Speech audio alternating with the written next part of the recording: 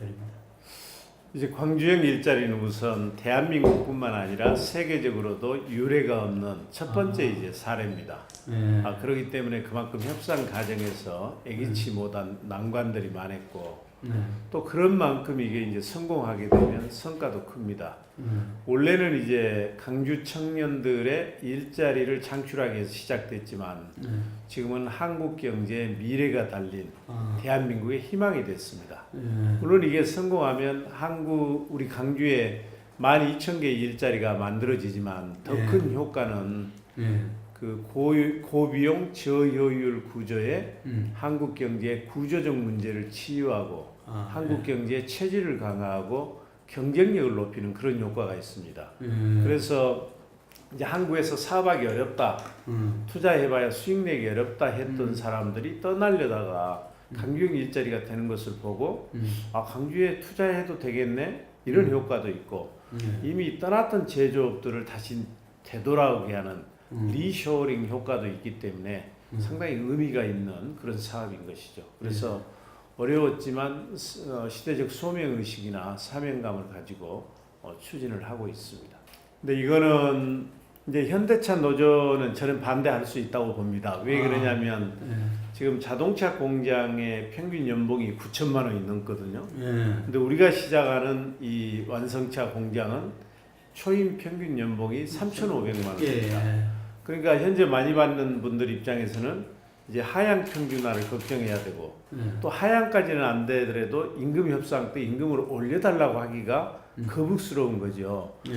그리고 이제 지금 자동차 공장에서 강주에서 또 좋은 낮은 가격에 좋은 자동차가 만들어지면 또 수요도 이전할 수도 있기 때문에 걱정이 될 것입니다. 그렇지만 상당 부분은 편견이고 오해입니다. 그리고 이게 이제 우리 임금이 낮아지면 안 되지 않느냐 이런 걱정 때문에 반대하는 것은 지금도 일자리가 없어서 고통받고 있는 수많은 청년들의 아픔을 외면하는 난 기득권자의 이기주의다 이렇게 보고 미래를 보지 못하는 단견이라고 봅니다. 지금 현대자동차 노조들은 마치 지금의 고임금의 안정적인 일자리가 계속 갈 것처럼 생각되지만 현재와 같은 구조적 문제가 지속되면 그리고 4차 산업혁명이 본격화가 되면 이 일자리도 언제 사라질지 모릅니다. 그러니까 우리가 선제적으로 대비해야 되고 돌파구를 마련해야 되는데 그게 바로 강주형 일자리입니다. 그래서 강주형 일자리는 현재 있는 일자리를 이어가는 게 아니고 새롭게 일자리를 만들 뿐만 아니라 현재 있는 일자리의 지속성과 안정성을 높이는 겁니다. 그리고 또 이게 되면 자동차 산업의 위기를 가중시킨다고 그러는데 이미 우리나라 자동차 산업은 위기에 봉착해 있습니다. 오히려 강주형 일자리가 성공하게 되면 이 자동차 산업의 혁신을 불러일으켜서 새로운 수요를 창출하고 경쟁력을 높이게 될 겁니다. 그래서 저는 오히려 시간이 가면 이제 이해를 해주시라고 믿고요. 그리고 노총이 강한 조직이긴 하지만 국민을 이길 수 있는 강한 조직은 없습니다. 민주노총이요. 온 국민들이 한국 경제 미래를 위해서 일자리 창출을 위해서 강주형 일자리 해라 이렇게 명령을 하고 있고 이건 시대적 명령입니다. 그러니까 이 도도한 강물의 흐름을 아무도 막을 수가 없습니다. 우리도 이제 두 가지를 가장 염두에 두고 있습니다. 우선 저희는 단계적으로 접근할 겁니다. 지금 현재는 아시는 것처럼 전기차나 수소차는 시장성이나 수요가 없습니다. 사실상 정부가 거의 지원해주고 있거든요. 그러니까 지금 지자체가 그 돈을 들여서 전기차나 수소차를 만들 수는 없습니다. 그래서 지금은 이 내연차로 시작을 하지만 미래 자동차 산업의 환경 변화에 맞추어서 적절한 친환경 자율주행차로 전환하는 문제도 검토를 하고 있고요. 두 번째는 이게 경차인데 이미 경차가 포화 상태일 텐데 수요가 있겠느냐 이런 걱정 아니겠습니까? 근데 결국은 가격과 품질 문제입니다. 근데 현대차가 지금 경차를 못 만들고 있거든요. 그건 왜 그러냐면 현재와 같은 고임금 가지고는 만들어서 수요 이익을 낼 수가 없기 때문입니다. 근데 우리는 3,500만 원 수준에서 가격 경쟁력을 가지고 만들고 있고 그리고 지금 이 그 자동차 시장이라고 하는 게 세계적 추세를 보면 세단형에서 SUV 다목적 스포츠카로 이렇게 바뀌고 있습니다. 그리고 우리는 가격이 낮고 두 번째는 각종 세제 혜택이나 여러 가지 혜택이 주어지고 있는 1000cc 미만의 경차입니다. 울산에서 만들려고 하는 차는 경차가 아니고 그건 소형차입니다. 예, 엑센트 후속으로 1600cc. 이거는 그런 경차에 대한 세제 지원이나 이런 것도 없는 차지요. 그래서 결국은 값싼 가격에 야심차게 현대차가 지금 개발하고 있는 그 경차 품질 좋은 차를 내보내게 되면 국내에서 새로운 수요도 창출할 뿐만 아니라 저는 수출 수요도 늘어날 것이라고 봅니다. 그래서 이제 임금은 아까 말씀드린 것처럼 초임 연봉이 44시간 기준으로 3,500만 원 수준으로 적정화하면서 이제 이 지자체가 중앙정부와 협력해서 우리 근로자들의 삶의 질을 높일 수 있는 각종 복지 혜택이 있지 않습니까? 그 행복주택이나 공공임대주택을 지어서 제공을 하게 되고 또 이제 아이들이 있는 경우에는 보육이 매우 어렵습니다. 그래서 어린이집 같은 육아시설도 제공하고 문화시설, 체육시설도 제공하고 그래서 이걸 이제 우리는 사회적 임금이라고 얘기를 합니다. 이게 기업이 3,500만 원의 임금을 주고 또 지자체가 중심이 돼서 사회적 임금을 주기 때문에 설령 현금으로 받는 임금은 지금 현재 다른 자동차 회사에서 일하는 분보다 다소 낮게 받지만 삶의 질은 그분들 못지않게 이제 윤택하게 해준다는 것이고요. 그러면 어떤 혜택이 있느냐? 노동자들에게는 안정된 일자리가 돌아갑니다. 그리고 기업에게는 이윤이 나고 경쟁력이 올라가기 때문에 그런 혜택을 드리고 그럼 우리 지자체는 어떤 혜택이 있냐?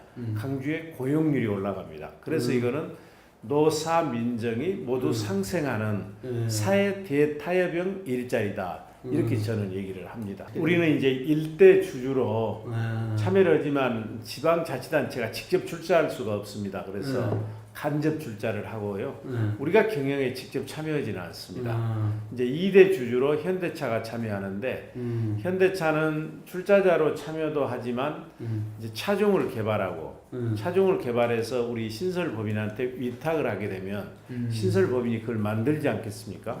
그러면 이 차를 판매를 책임을 집니다. 그리고 공장 짓는데 기술을 제공하고 그리고 차를 만들면 애프터 서비스도 해줘야 되잖아요. 이런 건 이제 현대차가 하게 되고 그렇게 되고 판매만 하네요. 제작만 하네요. 어디가? 공장은? 네. 그렇습니다. 공장은 이제 제조 공장 역할을 하는 것이고요. 판매하는 이런 위탁 생산을 이미 기아자동차가 동이오토에서 이제 하고 있죠. 근데 동이오토는 민간 기업이고 이거는 이제 우리 지자체가 참여를 하고 있기 때문에 더 강력하게 이제 보증을 하는 것이고요. 지자체의 역할이 더 중요한 건 뭐냐면 우리 지자체, 우리 강주시 밑에 노사민정협의회를 만들어 놨습니다. 이 노사민정협의회가 그 노동하기 좋고 사업하기 좋은 환경을 만들어주는 겁니다. 제가 이제 1월 14일 날 지자체 최초로 노사상생도시 강주를 선언했습니다.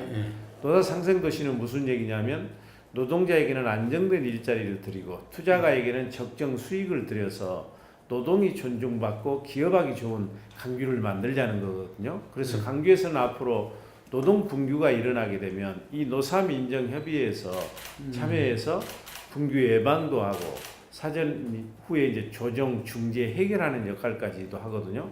그러면 생각해 보십시오. 강주에 가면 임금이 적정 수준이기 때문에 경쟁력도 있고 임금도 나오고 노사 분규도 없는 노사 상생도시 산업평화도시다. 그럼 강주에 투자 안 할 수가 없죠. 그리고 경쟁력이 없을 수가 없고 그렇게 해서 이제 이 신설법인의 자동차 공장이 경쟁력을 갖게 될 것입니다. 노사 민정에서 민은 뭡니까? 시민사회단체까지 다 포함하는 겁니다. 노동계 그리고 이제 사측 그리고 지방자치단체 시민 전체를 아우르는 시민사회단체. 그러니까 이제 강주 지역사회가 다 참여하는 겁니다. 근데 이제 이 강주형 일자리가 이번 자동차 산업에서 성공시키고 끝나버리면 이제 큰 의미가 없습니다. 우리 대통령께서 그리고 정치권에서 온 국민이 강주형 일자리를 성공시키라고 하는 것은 물론 강주에서 많은 일자리를 창출하라는 그 뜻도 있지만 이게 계기가 돼서 한국 경제의 재도약의 계기가 됐으면 좋겠다. 일자리가 전반적으로 우리나라에 많이 늘어났으면 좋겠다 이런 얘기 아닙니까? 그래서 이제 저는 지금 이번에는 자동차 산업에서 성공했지만 이걸 다른 산업으로 강주 지역사회에서 확산시키려고 그래요. 그러니까 지금 이제 그리고 자동차 강주형 일자리를 많은 분들이 이렇게 새롭게 법인 만드는 것만 생각하는데 현재 강주에도 이제 기업들이 많이 있거든요. 현재 있는 기업들도 강주형 일자리의 특성을 만족시키면 우리가 강주형 일자리 선도기업으로 지정을 해줍니다.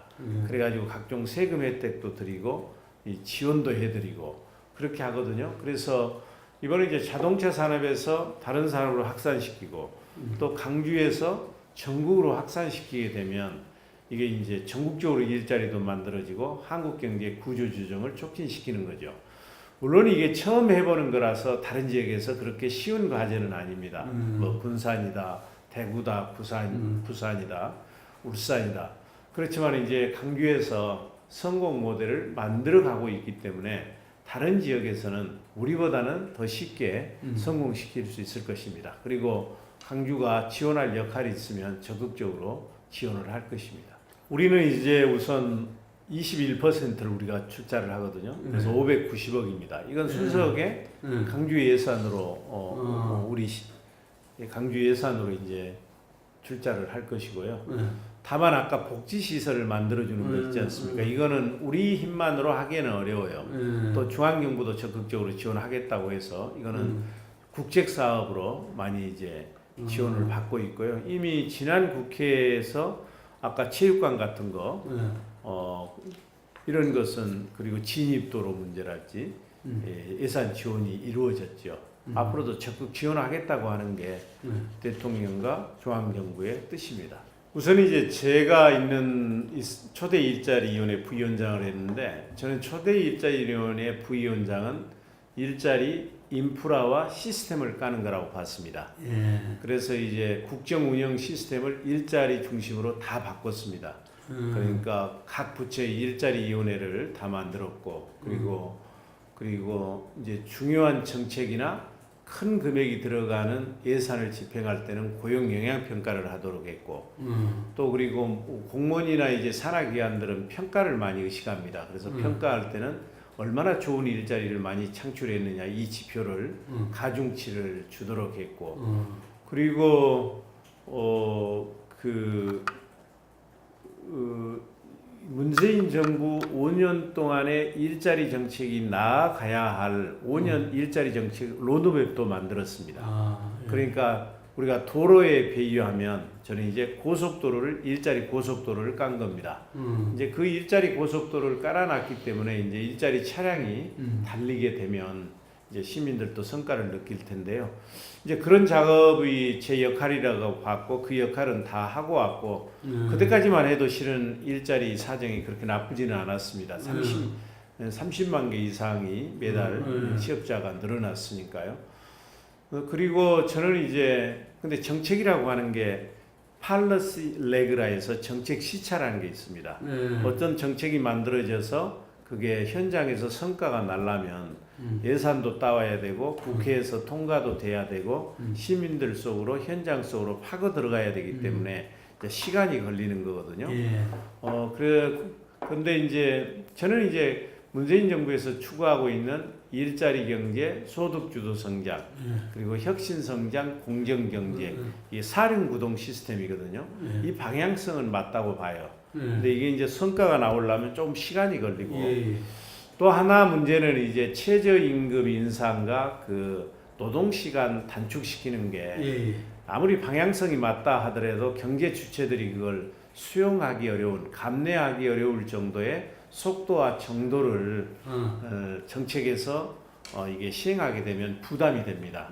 그런 면에서 최저임금 속도가 좀 빨랐고 이 노동시간 단축하는 것도 좀 더 현장의 의견을 들어서 점진적으로 했어야 된다 하는 그런 생각이고요. 그래서 이런 보완 장치를 하면서 이제 소득주도 성장과 혁신 성장 정책이 효과를 내게 되면 저는 좋아지리라고 봅니다. 그래서 저는 제가 내려가면서 제 스스로 이제 준비된 시장이라고 얘기를 했고요. 그래서 강주는 그 정의로운 역사를 가지고 있지만 오랜 차별과 소외로 인해서 많이 낙후됐습니다. 그러니까 일자리가 부족하고 살기가 팍팍해서 2012년부터 인구가 순유출되고 있었습니다. 그러니까 2017년만 해도 한 8,100명이 강주를 떠났어요. 그중에 66%가 이제 젊은 사람들입니다. 안타까운 일이죠. 그러니까 1인당 그 소득도 전국 평균이 한 3,200만 원 정도 되는데 우리 강주는 한 2,200만 원밖에 안 됩니다. 그렇게 일자리가 없으니까 이제 떠나는 것이죠. 그래서 자칫하면 강주가 대한민국의 변방으로 추락할 수도 있다 해서 제가 비전을 강주 대한민국의 미래로 이렇게 이제 제시를 했습니다. 그래서 강주를 대한민국의 중심, 대한민국의 미래로 우뚝 세우겠습니다. 이렇게 했고 제 시정 목표는 정의롭고 풍요로운 강주로 정했습니다. 강주가 뭐 정의롭다고 하는 것은 다 인정하는 사실 아닙니까? 나라가 어려울 때마다 시대 정신과 대의를 쫓아서 자기 희생을 통해서 역사의 물꼬를 바로 돌린 것이 강주입니다. 저는 이제 강주가 정의롭다는 이유만으로 잘 살아야 된다. 그리해야 역사가 교훈을 남길 수 있다. 그래야 사회가 어려울 때마다 정의로운 도시가 되려고 노력하지 않겠습니까? 그래서 정의롭고 풍요로운 강주로 내걸었고요. 시정 방향을 제가 두 가지로 내걸었어요. 하나는 좋은 일자리 창출. 그것은 좋은 일자리만이 행복한 삶의 시작이고 우리 아이들의 미래이기 때문에 그렇습니다. 그 다음 하나가 강주다움의 회복입니다. 이거는 이제 제가 유달리 강조하는 것인데요. 가장 한국적인 게 가장 경쟁력이 있고 가장 강주다운 것이 가장 경쟁력이 있습니다. 강주의 경쟁력은 삼양의 고을이라는 겁니다.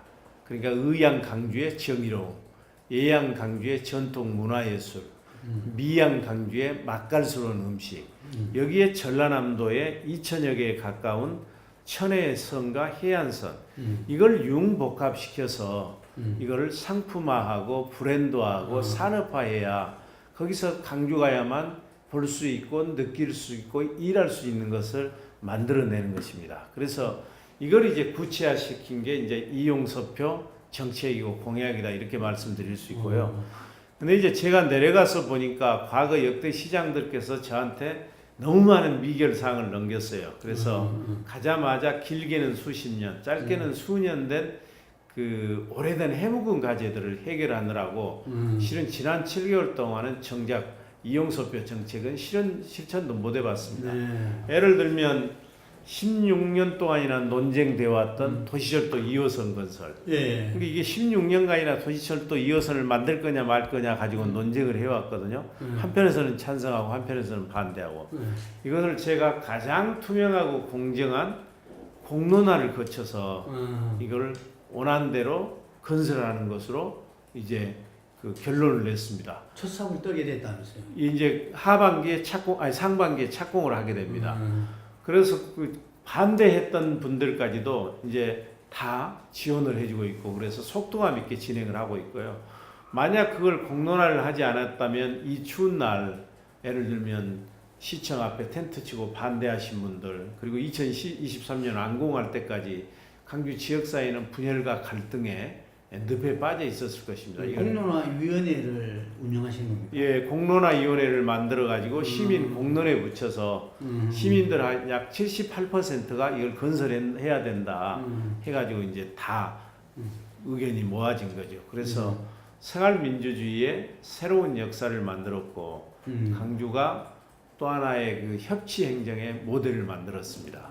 그런 거 예를 들고 그리고 이제 군공항을 전라남도로 가져가는 것으로 전라남도 지사와 합의를 했고 그리고 이제 우리 KTX가 들어가지 않음으로 해서 낙후됐던 강주역 문제 또 호남의 관문인 송경역 개발 문제도 새로운 이제 시작을 했고 또 가장 큰 것은 지난 4년 동안이나 해결되지 못했던 강주역 일자리 문제도 해결을 했고 그래가지고 해묵은 과제들을 거의 다 해결을 했어요. 그래서 저는 지난 7개월은 궤도를 이탈한 강주시정을 음. 정상 궤도로 안착시킨 기간이었다 이렇게 평가를 하고요. 이제 앞으로는 금년에는 제가 이제 추진하려고 했던 여러 가지 정책들을 시행해서 정의롭고 풍요로운 강주 시대를 이어는 온년으로 만들 것입니다. 그래서 이제 저는 당초에 생각할 때 한전공대를 만드는 게 중요한 게 아니고 어떻게 하면 세계적인 공과 대학으로 이거를 육성해서 4차 산업혁명 시대 대한민국이 에너지 강국으로 갈 것이고 가고 또 지역사회 발전을 하는데 견인 역할을 할 것이냐 이게 중요하다고 봤거든요. 그러면 그것의 관건은 세계적인 석학들과 연구진들이 와야 됩니다. 그리고 아주 유능한 학생들이 와야 됩니다. 그러려면 그분들이 연구할 수 있는 연구 시스템이나 연구 산하견이 갖추어져 있어야 되고 또 그분들은 그 아주 세계에서 노벨상을 받는 이런 분들이 와야 되기 때문에 청주 여건도 좋아야 되거든요. 또 문화시설도 있어야 되거든요. 그런 면에서 보면 이것은 강주로 오는 게 맞겠다. 그런 강주의 이기주의가 아니고 그 세계적인 대학으로 육성시키기 위해서인 거고 또 하나는 2006년에 우리 유일하게 강주 전남이 공동혁신도시를 만들었습니다. 그래가지고 강주가 통크게 전라남도 나주로 혁신도시를 내려보냈기 때문에 그래서 한전이 지금 나주에 있거든요. 그러면 대학 정도는 또 강주에 오면 이건 상생의 의미도 있겠다 해서 강주로에 오기를 바랬습니다만 근데 이제 이걸 가지고 강주와 전남이 치열하게 경쟁하면 또 그것도 상생의 원리에 반하고 또 그렇거든요. 그래서 한전 그 부지 그 결정위원회에서 결정하도록 따르겠다 이렇게 했는데 결국은 그 나주로 이제 결정이 됐습니다. 그래서 그걸 다 수용을 했고요. 한전공대가 당초 예정대로 2022년 3월에 개교할 수 있도록 적극적으로 지원을 할 것입니다. 일부에서는 한전공과대학이 한전이 대통령의 공약사항이기 때문에 지역사회나 국가 발전에 기여하기 위해서 무리하게 투자하는 것이다 이렇게 오해하시는 분들이 계십니다. 근데 저는 그렇게 보지 않습니다. 우리나라 한전이 세계적인 에너지 기업으로 발전하려면 한전 공과대학 같은 이런 이제 싱크탱크나 석학들을 육성해서 뒷받침을 해줘야 됩니다. 그러니까 이거는 대한민국을 에너지 강국으로 발전시키고 강주 전남을 발전시키는데 도움이 될 뿐만 아니라 한전이 세계적인 기업으로 계속 자리를 유지하기 위해서도 필요한 겁니다. 차제 좀 세계 수영 선수권대회 홍보를 좀 하면 세계 수영 선수권대회는 7월 12일부터 31일간 열립니다. 세계 200개 국가에서 15,000명이 참가를 하고 세계 10억 명이 시청하는 세계 5대 메가 스포츠 대회 하나입니다. 그러니까 5대 메가 스포츠 대회라 하면 동계올림픽, 하계올림픽, 그리고 월드컵, 그리고 세계 육상대회, 세계 수영대회 이 5가지를 뽑거든요. 근데 이 5개의 대회를 다 개최한 나라는 세계에서 지금 3나라밖에 없습니다. 그러니까 독일, 일본, 이탈리. 근데 우리가 이번에 세계 수영 선수권 대회를 개최하면 대한민국이 이 4개를 다 개최하게 돼서 4번째로 5개 메가 스포츠 대회를 개최하는 나라가 되고 이제 스포츠 강국으로 자리매김을 하게 됩니다.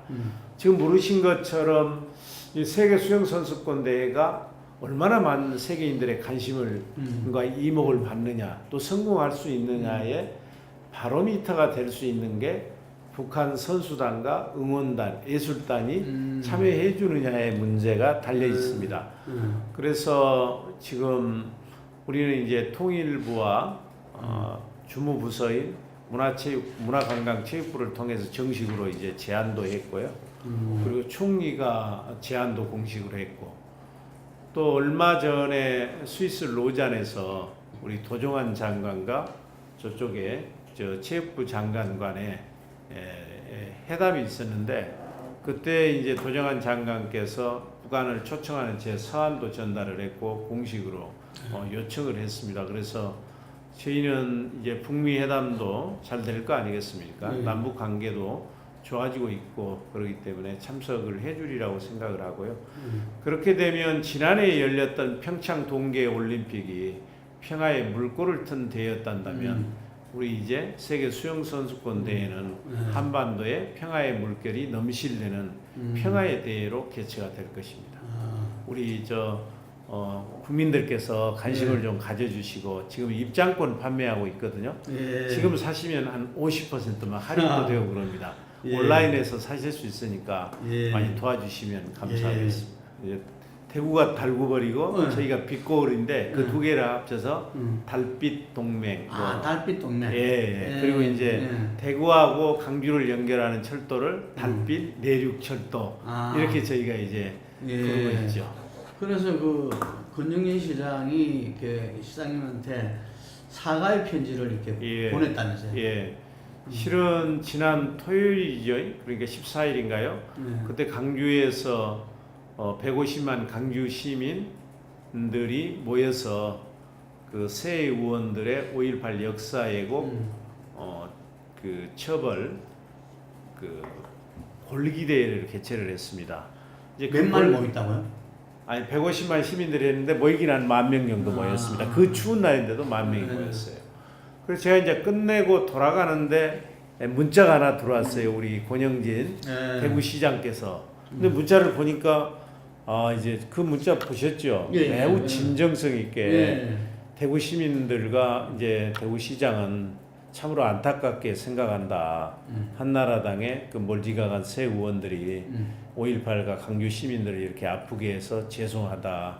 이런 것에 영향받지 말고 우리 달빛 동맹은 계속 공고히 가자. 그래서 저도 이제 참 그 보내기 어려운 편지 아닙니까? 그래서 우리 권 시장님의 그 쉽지 않은 이런 편지 보내주셔서 너무 감사합니다. 우리 달빛 동맹은 더 강고해질 것이고 또 상생을 위해서 노력하겠습니다. 이런 제가 답장도 보내드리고 그랬죠.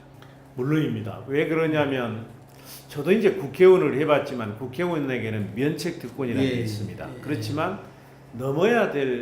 넘지 않아야 될 금도라는 게 있는데 이번에 새 국회의원들은 금도를 넘어섰습니다.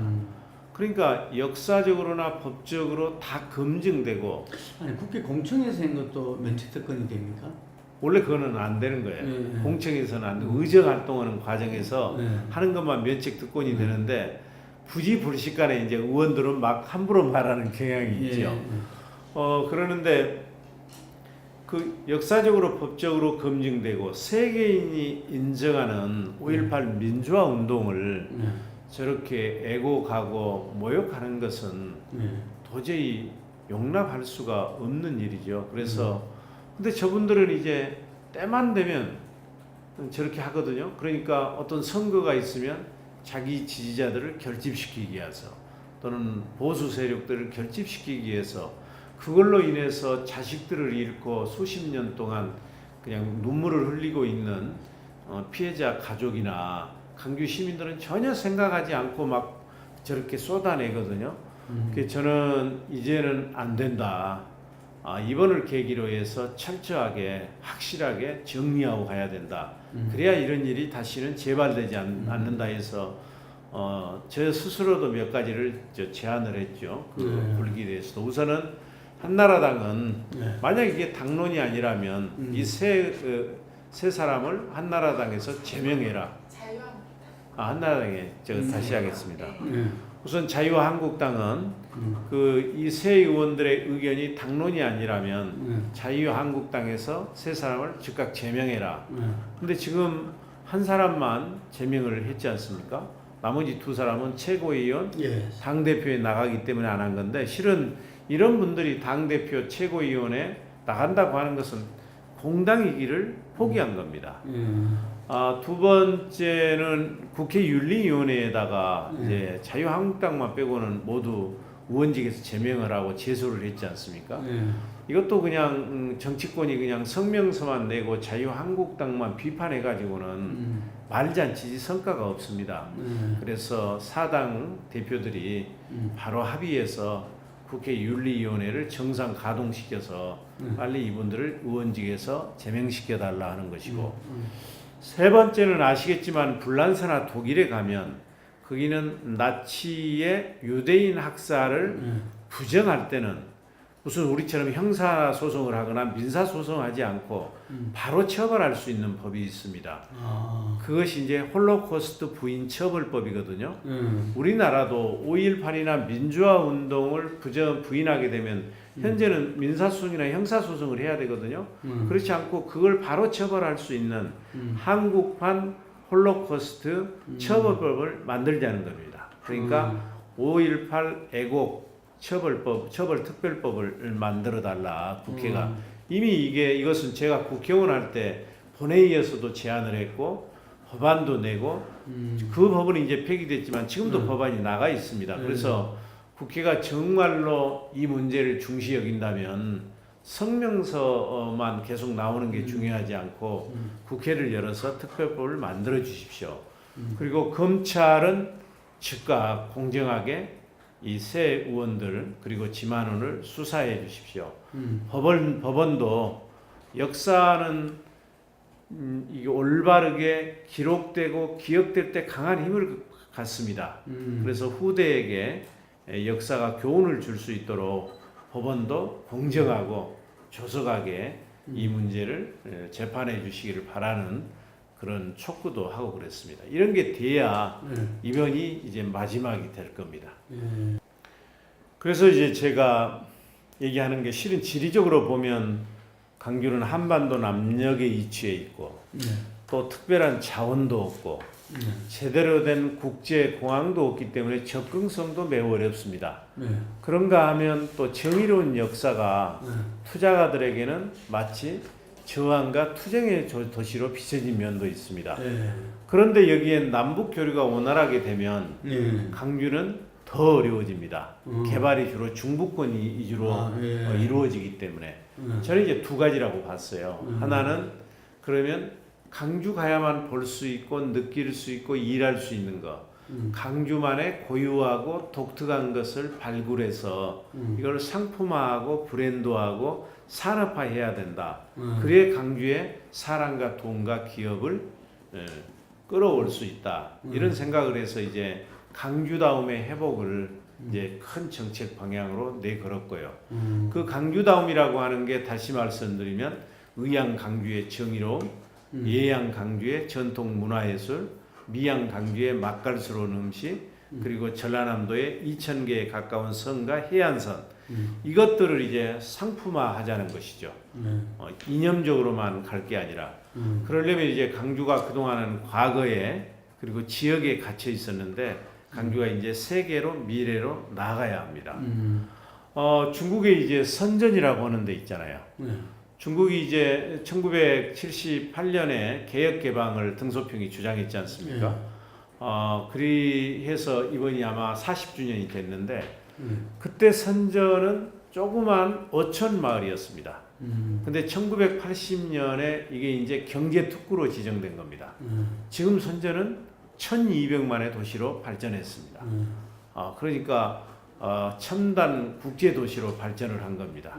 그러니까 강주가 이제 5.18이라고 하는 이 울분과 분노에 쌓여서 강주에 갇혀 있고 그리고 과거 지향적이고 그럴 때 이런 선전이라는 이런 도시는 개혁 개방을 통해서 세계로 미래로 나간 것입니다.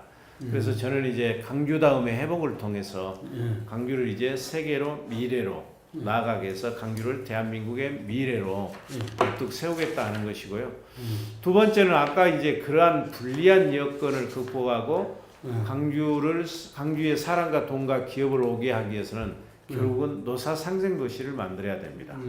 이게 임금 수준도 적정하고 노사 분규도 없고 그래서 근로자에게는 안정된 일자리를 드리고 사버는 사람들에게는 수익을 드리는 이런 산업평화 도시, 노사 상생 도시를 만드는 것이 해결책이라고 봐서 1월 14일 날 노사 상생 도시 강주를 선언을 했고요. 근데 이 노사 상생 도시의 첫걸음이 강주형 일자리입니다. 이제 강주형 일자리 사업이 성공의 길을 가고 있기 때문에 이걸 바탕으로 해서 노사 상생 도시를 만들 것이고요. 이게 이제 강주에서 전국으로 확산되게 되면 대한민국의 경쟁력이 회복되는 것이죠.